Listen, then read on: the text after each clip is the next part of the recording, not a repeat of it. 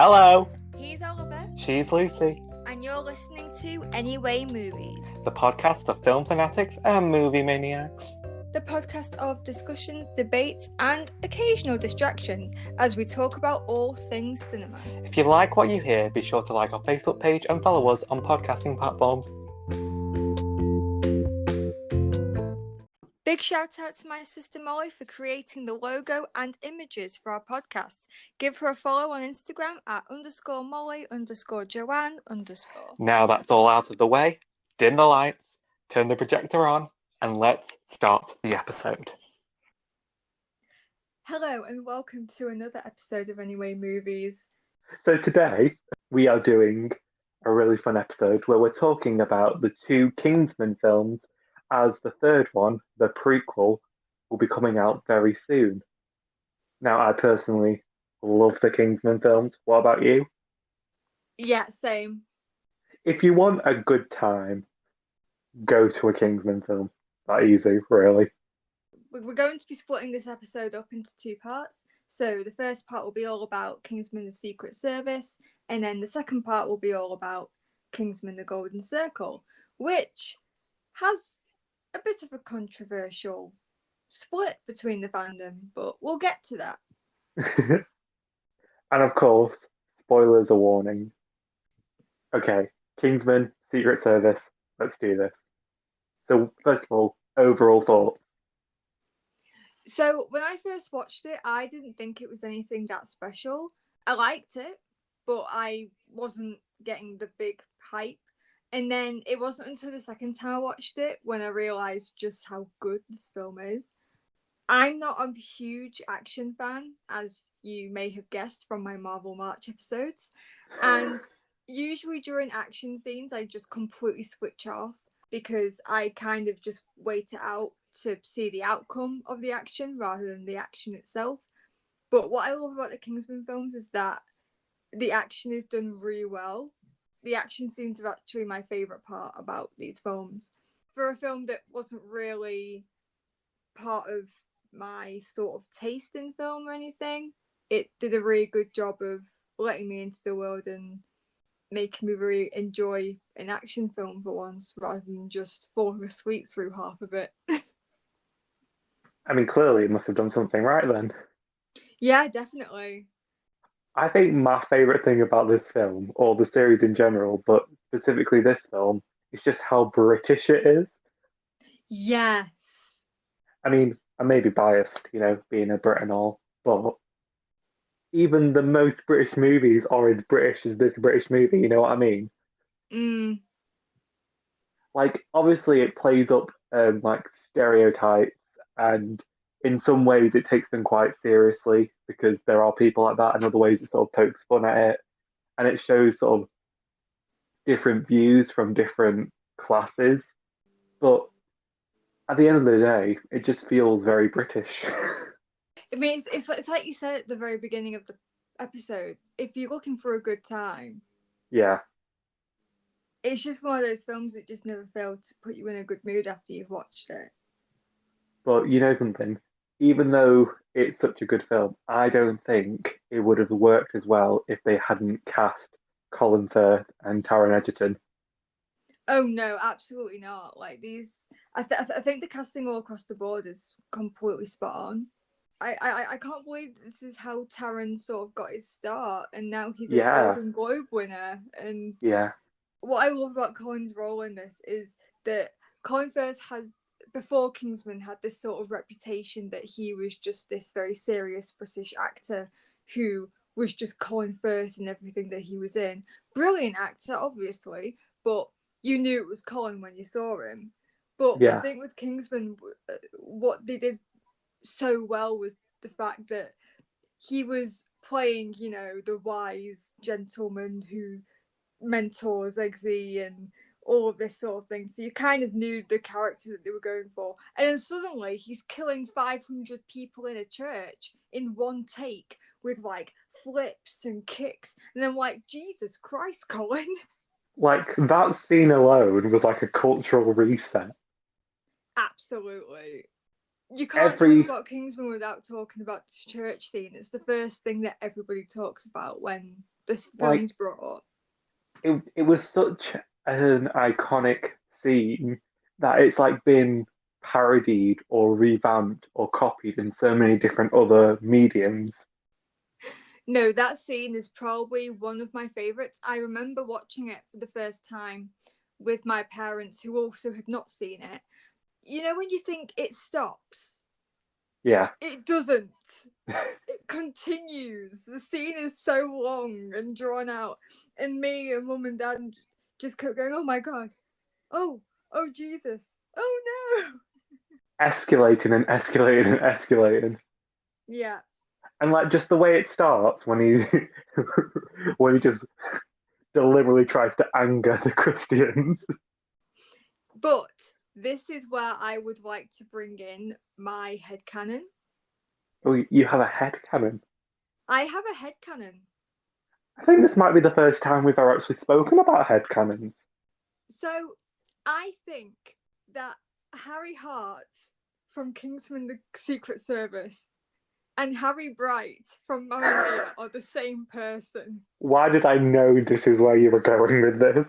No, hear me out. Because Harry in Kingsman says that he has a black Jewish boyfriend. Yeah. Who does he end up with in Mamma Mia? You're A not black. telling me. You're not telling me there is not a link there. I mean, he is a Secret Service agent or a Kingsman agent who obviously he's going to have more than one life. So it's definitely a possibility. Thank you. No, I reckon That's that Harry Bright. Well, he is Harry Hart, but when he went to Greece to have that affair with Donna in Mamma Mia, that was while he was on a secret mission, so he had to change his name to Harry Bright. ah. You see, I've got it all in my head, Oliver. I know exactly what I'm talking about. Clearly, you put a lot of thought into this, haven't you? I have. How long has this It's too been your much head of a canon? a good couple of years. A good couple of years. Yeah, it's just too close to home. It's too convenient. But think about it, because a big part of the big ending of the initiation and training is to shoot the dog, but obviously you don't kill the dog. And in the first Mamma Mia, he says he would love a daughter, but he's got his two dogs, Lucy and Kipper. That is so true. Oh my goodness, Oliver. We need to start a Wattpad account. Oh God, we've not gotten that far yet. That is like last resort kind of thing. That is where we know we will have hit rock bottom. We can't not talk about the Kingsman film and not talk about probably the other most iconic scene, manners maketh man. Excuse me. This is where the film started for me. This is when I was like, okay, coming first as a boss. I just like how he just takes, he just locks the door, has his back turned, takes his umbrella, and just slings a big ass across the room. And I'm like, oh, it's about to get on. Just super casually with his umbrella as well. And I like how he never loses his gentlemanness. Yeah, I know what you mean. Like he straightens up his suit every so often just to make sure there's not a crease in it. And like he's very harsh and swift and strong with the moves, but there's also quite a he's delicate. There you go. You know what I'm trying to say. Yeah. Yeah, but no, but what I love most about the Man's Maketh Man scene or scenes is the fact that it's repeated at the end of the film with Eggsy. Yeah. That's when he kind of becomes a young Harry in a sense, and you realise how far he's come from the beginning of the film. I mean, I think Eggsy's growth through this film is probably what I find the best part, because even when he does become a Kingsman officially, he still has that teenage sort of edge to him still. Like, he hasn't completely converted into gentleman yet, which is Yeah. fine because he's still very young. I like the fact that they've still left a little bit of creases in him still to develop on in further films, if there are any. I know that there was one, but we don't know if there will be another one, seeing as Taron Egerton is a Hollywood star now. But yeah, I quite like how different he is at the end of the film, but there's still a little bit of him that's still pretty much the old Eggsy. Yeah. Do you want to talk about probably one of my favourite parts of the film, which is the friendship between Eggsy and Roxy? Hands down, one of the best male-female friendships that I'd seen in a long time. Literally, the minute she was introduced, I was thinking, oh no, oh dear. They're going to just make this a romantic subplot, and I'm not ready for it. It doesn't need it. Why are they doing this? But then I realised not to judge a film on its first half an hour, and I really like the direction they took with that. I like the fact that they're kind of brother and sister in a sense, Yeah. rather than, romantic couple. There needs to be more male-female friendships. And it just makes it hurt so much more because of what happens in the second movie. Oh, I know. But But I have a lot to say about that. But before we move on to that, properly, what do you feel about Samuel L. Jackson's character, Valentine? he's so over the top and so pantomime. And I have to admit, I love it. I think it really works for this kind of film. It Um, definitely works for this kind of film. it does. Like, it's a completely diabolical plot, but I don't know why it just sort of works. I just sort of watch it and just think, oh, this is stupid, and then just carry on enjoying the film. I think Samuel L. Jackson was the perfect choice for it. At first, I thought I was just going to be seeing him through all of it because I think sometimes it gets to a point where an actor becomes too famous. Yeah, So you can't see them as a character anymore. You can only see them as the star itself. But in this instance, Jackson didn't do that for me. And he actually was Valentine in that sense. And I really found him hilarious. Like, every line he said was funny, even if he didn't say anything remotely funny. It was just one of those performances where you just sort of sat back and just thought, this works. I remember when I first watched it, and I felt like for my first viewing, he was probably the weakest part of the film. Not just him, like the character. Like it definitely worked for the kind of film it is, but I felt like when I first watched it, I just wanted to see more of Harry and Eggsy or more of Eggsy and Roxy. Like these relationships that were being built were some of the best kinds that I hadn't seen in a long time, and they were very much carrying the story. So when Valentine came on, I was like, I understand why you're here and you work for being here, but I just feel like you are just a break from the main characters. Has that opinion changed the more you've watched it, or do you still have that sort of same? I wouldn't say I am as in love with him as you are, but I have definitely grown to appreciate Valentine a lot more than I did. Yeah. And also, I kind of can't see the film without him. So it just feels weird now to think about the film without him, you know what I mean? Yeah. I think what Kingsman do so well are the villains, even though they're all completely unbelievable. But it's not really a film that you can sort of critique on its believability because it's very clearly from the get go completely not true. But I think it does a good job in making you care for the characters enough that you don't really care that the story isn't very believable. As long as Eggsy and Harry make it out okay, you'll be fine. Yeah, which is why it hurt so much when Harry got shot. I know. I think it was a really good decision to do that. I thought it was done really well, handled very well. It was And really surprising as well. very surprising. I mean, I was sort of expecting him to die, but not the way that it happened, because it was very quick and very out of the blue. That was quite a shock, but I like the way it was done. I kind of like the way that he didn't have an over dramatic death, because I don't think that would have suited his character at all. Yeah. So I quite like the way it was done, and then obviously it handed the baton over to Eggsy, which I thought was very poetic. That is one of the things that I will raise with the next film, seeing as they completely like they did a massive U-turn on that, but oh well. Yeah, I have thought. I have thoughts, but overall I do enjoy both. Yes.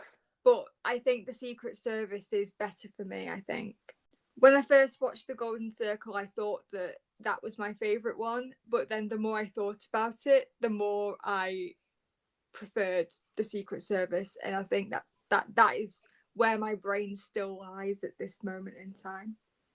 It's hard to beat an original, isn't it? Oh, absolutely, yeah. Right, so now we are moving on to the second installment, Kingsman: The Golden Circle. We have thoughts. We have thought. Okay, but first, I got to experience this film twice at the cinema. So I first went to see it with our mutual friends, and then like a week later, we got to go watch it together. Yes, it was our first trip to the cinema, right? I think it was, yeah. Oh, how cute! Memories.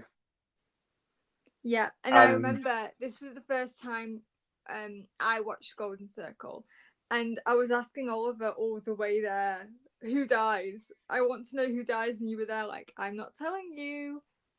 And I got very scared that he wasn't telling me something, but I'm so glad that you didn't spoil it.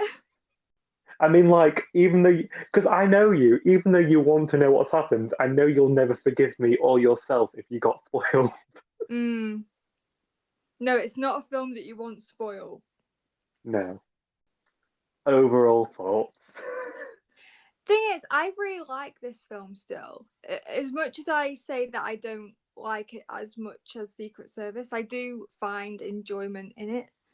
But there are a few issues that I have with certain plot lines and characters and some of the way that they decide to do things, stuff like that.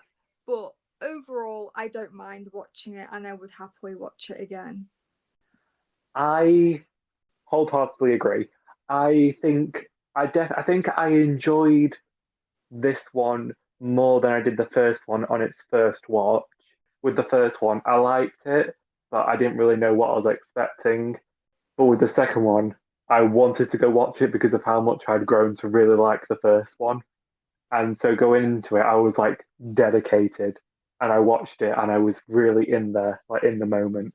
And also, it's a different experience when you go and watch something in the cinema. I think I've watched The Golden Circle more than I've watched the first one, but I think I prefer the first one over the second one Yeah. because I think the first one's funnier. Right. So first of all, why did they bring Harry back? Yeah. What was the purpose? I don't know. I mean, I still loved Converse's performance in it, but I just don't understand why he was brought back, because he didn't really do anything for the rest of the film. It was more just a shock when he first entered the screen, and then for the rest of the film, he kept forgetting things and basically messing everything up. Yeah. So throughout the film, he had no purpose being there at all. So why was he brought back? I still don't understand it. I think the only reason why I'm okay with it is because of Colin Firth's acting. Oh yeah, for sure. And it was nice to see such sort of a reversal on the relationship because now Eggsy was the one who was very much leading Harry. Mm.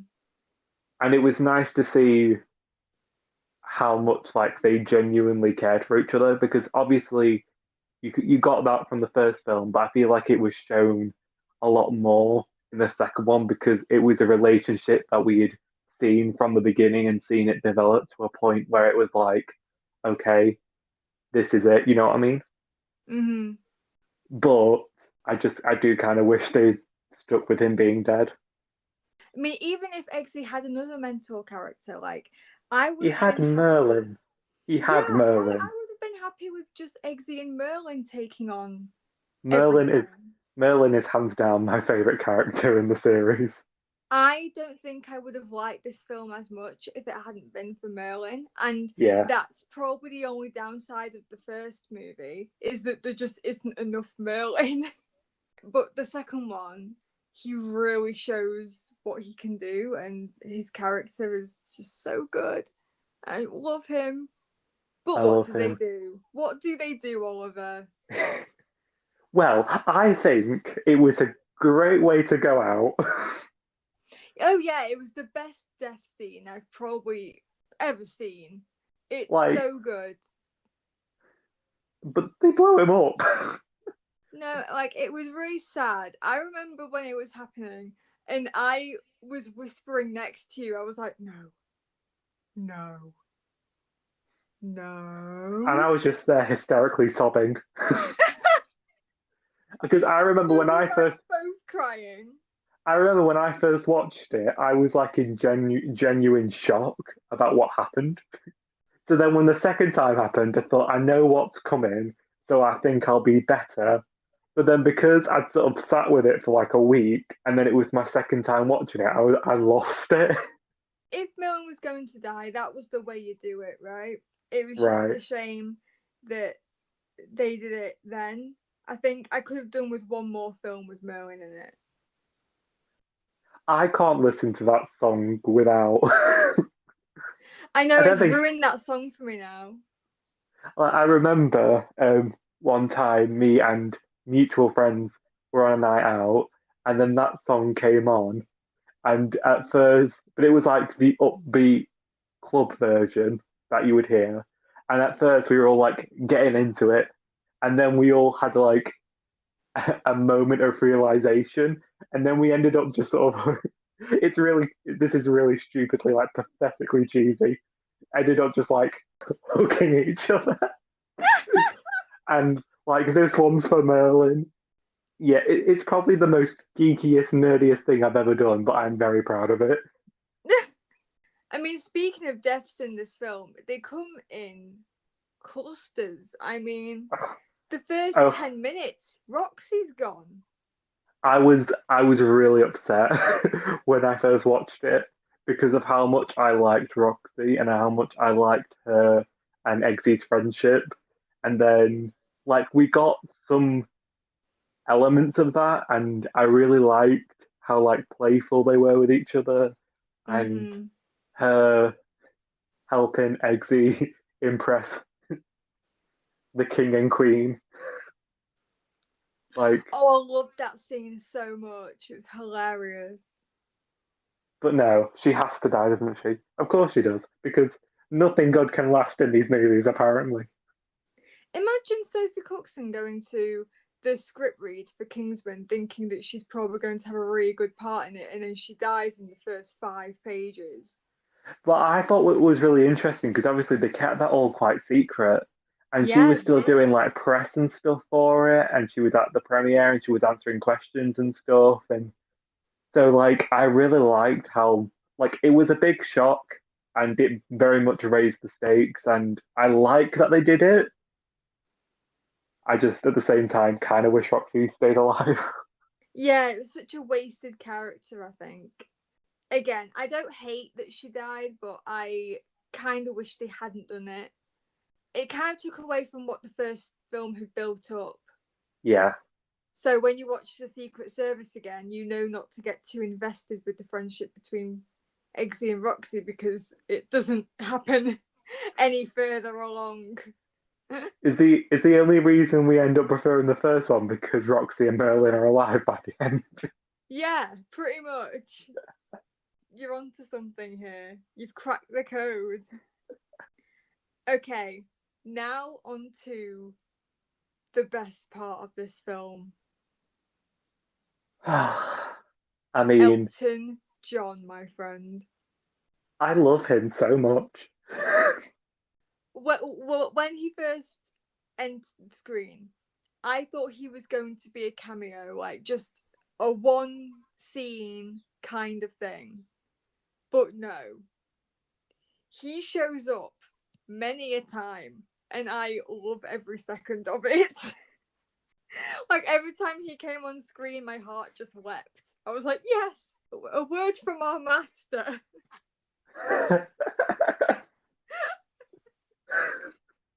Any person who can pull off the glitz, the glamour, the feathers, who can do a running high kick in those heels, Oh, has gotten all the respect.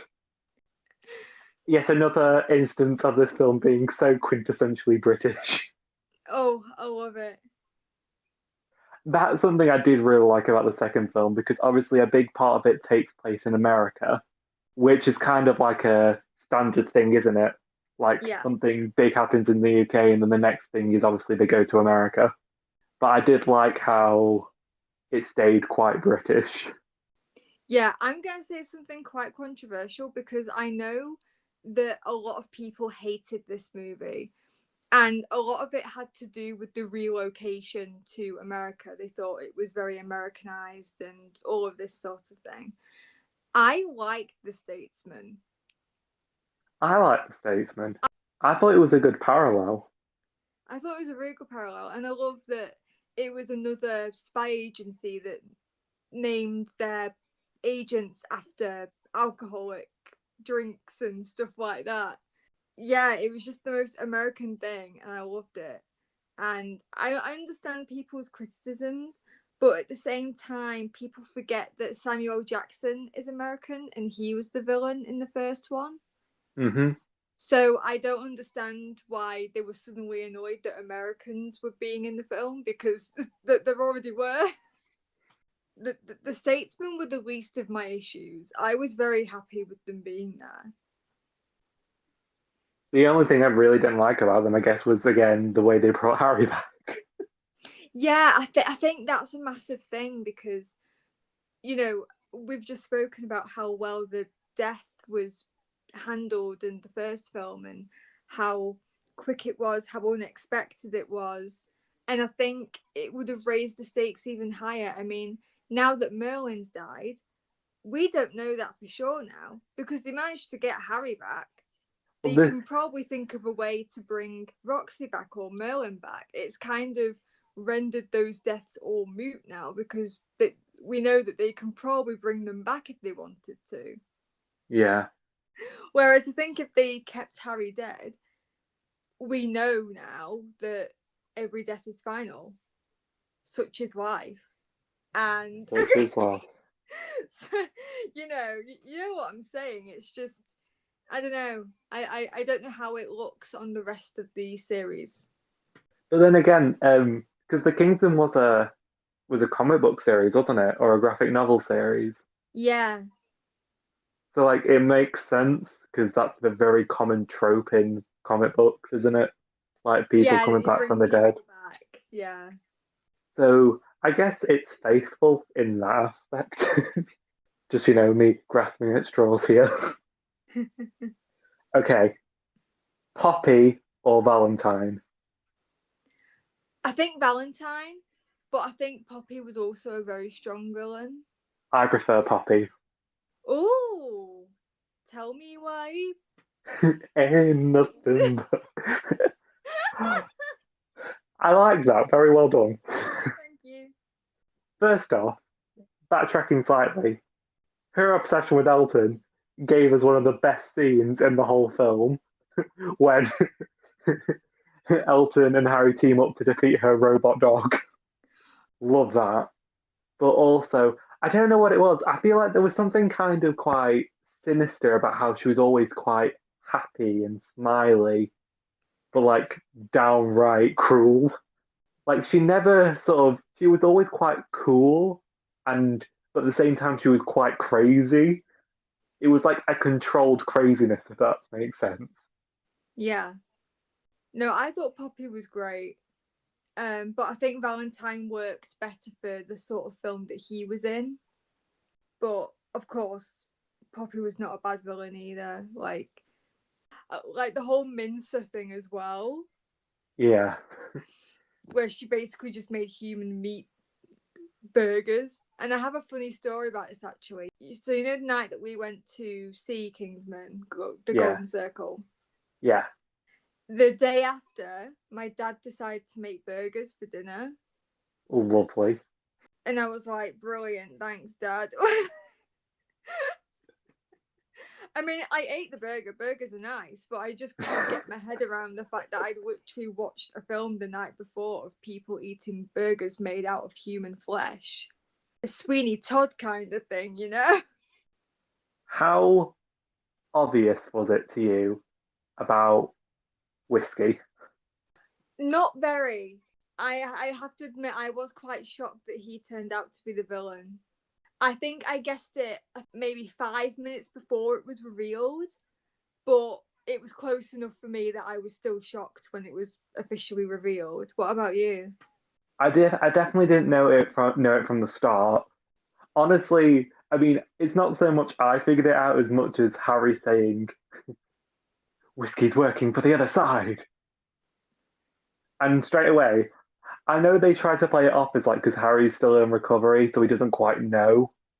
But like straight away, I was like, Colin first said it, so it must be true, Mm, and he was right. Well, it was one of those things that once he'd said it, I'd kind of thought back and I was like, oh yeah, I know where this is going.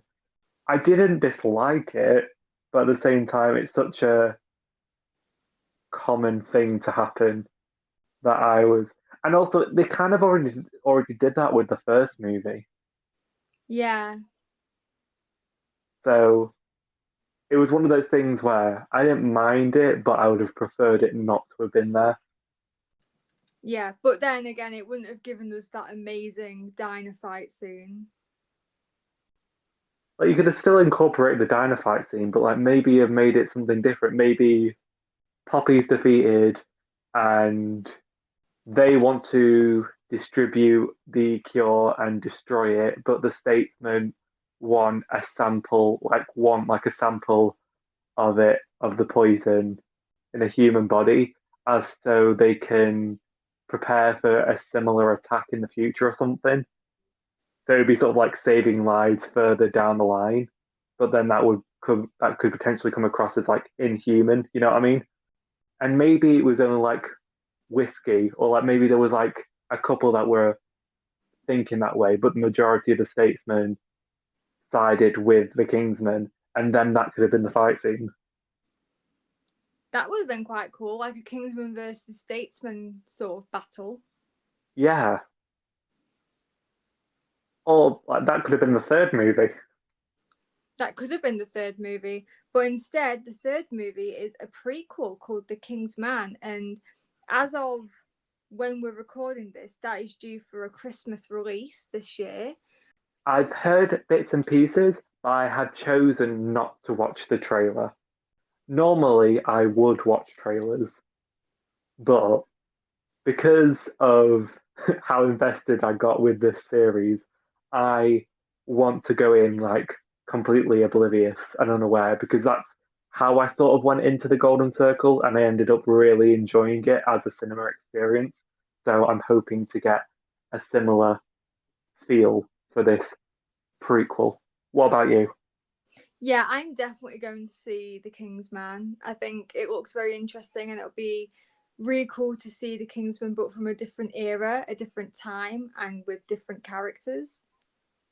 Yeah, So I'm quite happy that they've decided to do a prequel and give Taron Egerton a little bit of a well-deserved rest. But I do have another thought on how the next Kingsman should go if Egerton is able to do it. So in the first Kingsman film, Harry says to Eggsy that the only time that a man's name should ever be printed in a newspaper is when they're born, when they're married and when they die. In the first Kingsman film, Eggsy becomes a Kingsman. He is born into the institute that Kingsman represents. In the second movie, he gets married to Princess Tilda. I think in the next film that Eggsy's in, I think he's going to die. I mean, the way you've explained him makes it sound like it should be that way. Yeah. I don't think a line like that would have been said if it didn't mean anything.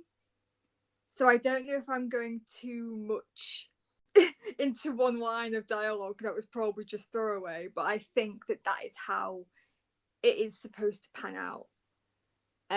So I'm sorry if I've spoiled that for anybody. But I think it would be a poetic way to close out the franchise and make sure it doesn't go on longer than it should. Because I think after the next one, I think it should be done. Because there are only so many films you can do where you have fight scenes with upbeat soundtracks without it becoming a bit stale. So I kind of hope that they don't go too overboard on that trope and just leave it either with the King's Man, or if Edgerton's able to do it, do another Eggsy film and then just leave it at that. Because I think that 4 is enough. I don't think that any other film after that would be any better than what has already been released. I like that. I think that is everything. So if you enjoyed today's episode, I have actually. This has been quite fun. It has been a lot of fun. Please like our Facebook page, and we are on every single podcasting platform you can think of, including Spotify, Google Podcasts, Breaker, Pocket Casts, Radio Public, Anchor, and we also have a YouTube channel. Let us know what you thought about today's episode, and let us know what your thoughts are on the Kingsman movies. Which one's your favourite? Are you going to see The Kingsman? How would you like it if a third movie did happen? Do you have different thoughts? And with that being said, we'll see you next time. We'll see you next week. Right.